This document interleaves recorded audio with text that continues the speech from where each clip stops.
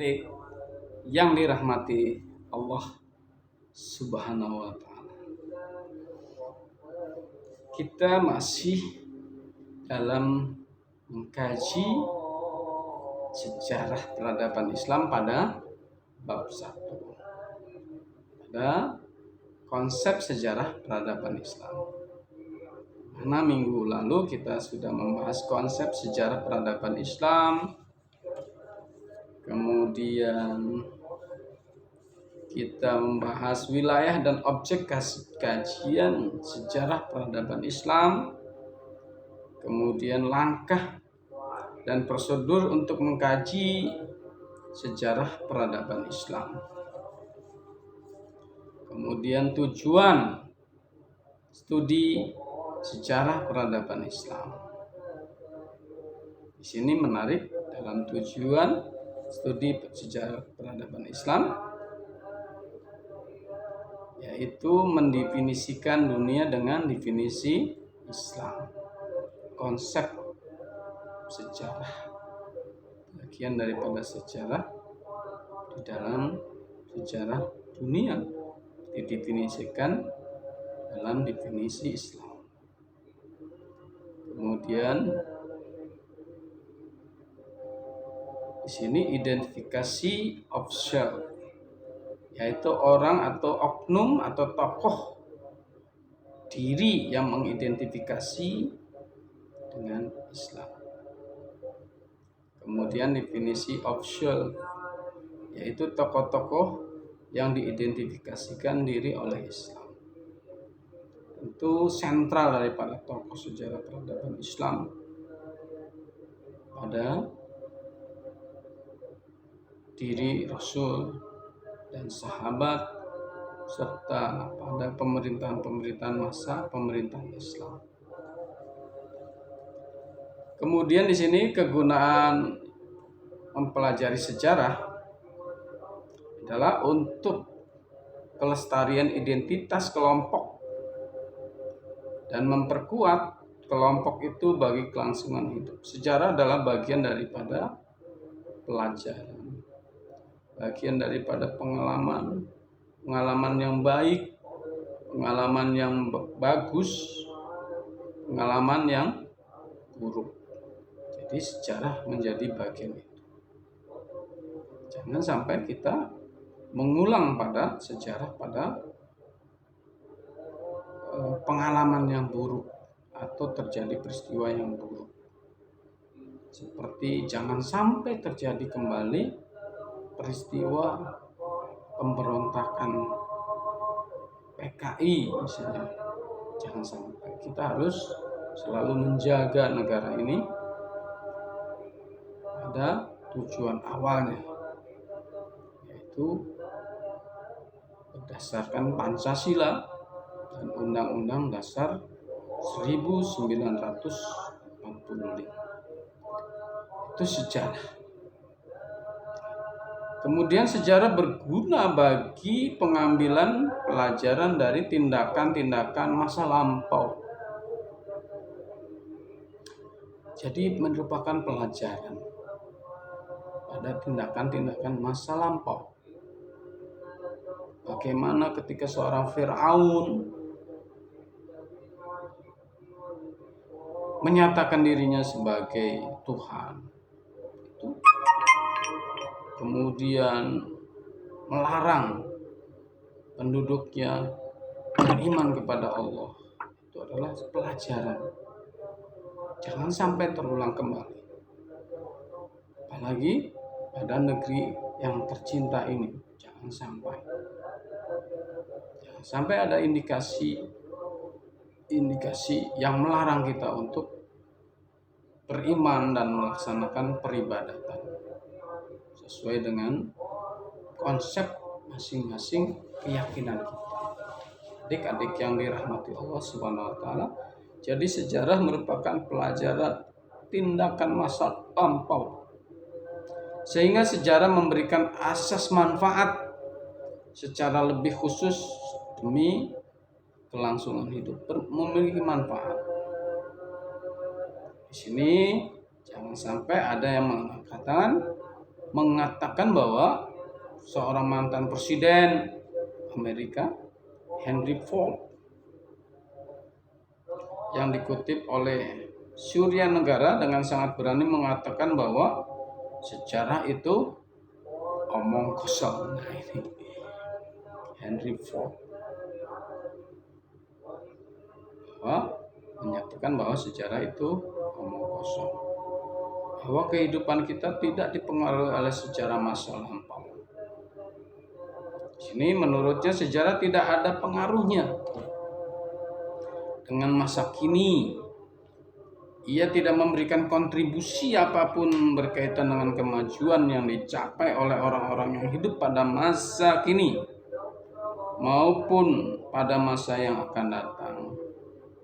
Dia lupa bahwa konsep-konsep teknologi, sains dan teknologi itu merupakan bagian daripada proses di mana Islam mengukir kemajuan ilmu pengetahuan dan teknologi itu melalui pemikir-pemikir Islam. Maka ada Ibnu Sina, ada Al-Kindi, ada Al-Jabar, ada Al-Ghazali. Itu bagian daripada proses perkembangan ilmu pengetahuan. Dan itu adalah bagian daripada sejarah. Tentu memiliki pengaruh besar terhadap kehidupan kita masa kini. Nah, apa jadinya kalau tidak ada proses itu? Ujuk-ujuk ada ilmu, ada teknologi. Nah, itu bahwa sejarah merupakan bagian dari itu.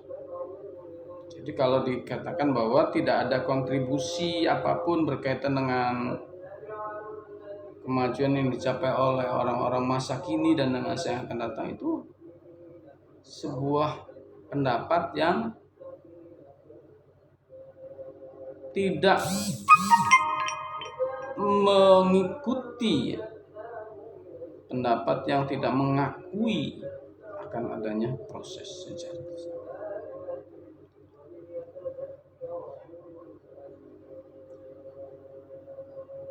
Dikatakan bahwa keberhasilan yang dicapai oleh masyarakat masa kini murni karena kerja keras dan kemauan yang tinggi. Nah, ini pendapat dari orang yang tidak mengakui sejarah. Katakan bahwa sejarah adalah omong kosong. Barangkali capaian-capaian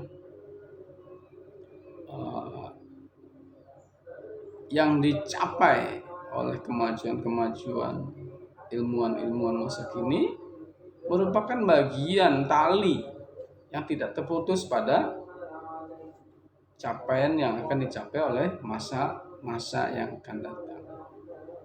Jadi sejarah itu selalu mengikuti, selalu menjadi acuan-acuan yang tidak terputus dari perkembangan kehidupan baik sosial, budaya maupun teknologi pada masa lalu, pada masa sekarang dan pada masa yang akan datang.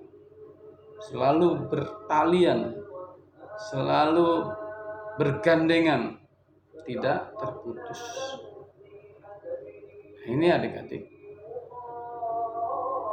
Kemudian di sini kita memfokuskan diri pada pengertian sejarah peradaban Islam. Baik adik-adik, kata sejarah dalam bahasa Inggris disebut history.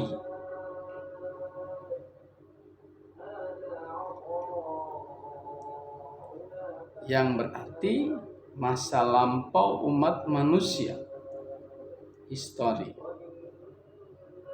artinya masa lampau umat manusia. Kita akan menjadi bagian masa lampau ketika ada generasi yang akan datang. Masa lampau kita juga menjadi bagian atau pelaku sejarah pada fase-fase sejarah yang akan datang. Kemudian dalam bahasa Arab disebut tarikh, yang asal mulanya berarti penetapan bulan atau kalender. Tarikh Islam. Tarikh. Dulu kita mengenal kalau belajar sejarah, maka judulnya adalah Tarikh Islam. Di sini artinya adalah menetapkan bulan atau kalender. Menurut Sidi Ghazalbah dalam karyanya Pengantar Sejarah sebagai Ilmu, kata sejarah secara etimologi berasal dari bahasa Arab, yaitu syajarah,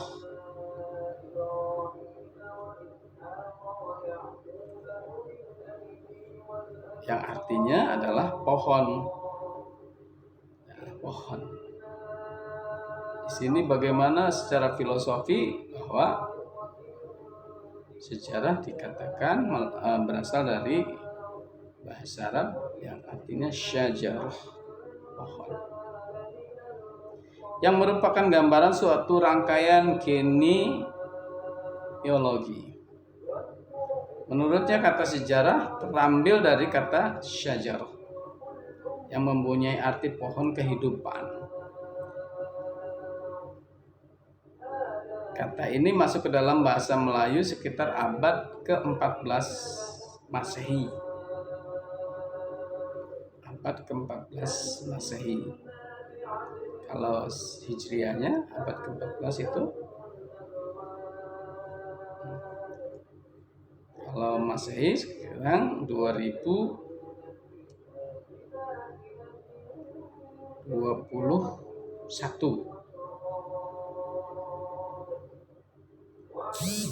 Kemudian Hijriahnya 1443.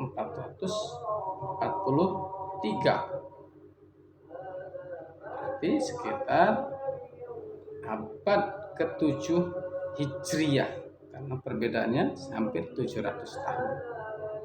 Adik-adik yang dirahmati Allah Subhanahu wa taala, kemudian mengambil bentuk kata syajarah yang mirip sekali dengan ucapan bahasa Indonesia dan Indonesia modern, yang pada perkembangan selanjutnya berubah menjadi kata sejarah.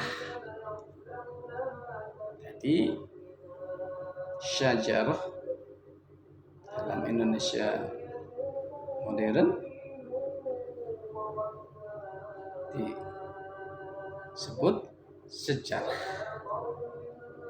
Adik-adik yang dirahmati Allah Subhanahu wa taala,